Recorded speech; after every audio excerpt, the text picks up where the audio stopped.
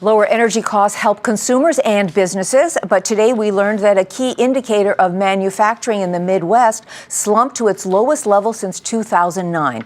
The Chicago Purchasing Managers Index of business activity contracted for the first time in 3 years. So, is this a sign that American manufacturing may be slowing down or just taking a springtime pause? Phil LeBeau has more.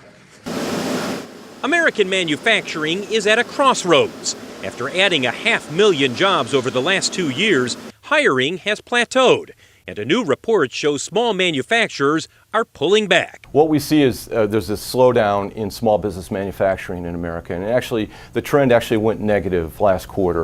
PayNet tracks more than $1 trillion in small business loans and contracts, and while it sees an overall slowdown for small manufacturers, there are some areas enjoying a boom in business, including companies supplying industrial machinery and transportation.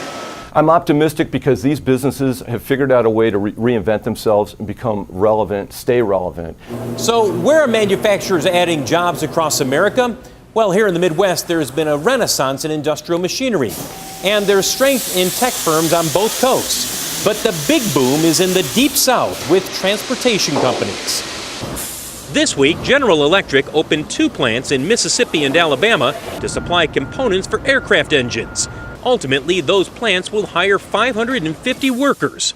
We believe that manufacturing employment will continue to grow for the rest of the year because we expect to see manufacturing production for the year as a whole to grow 3%.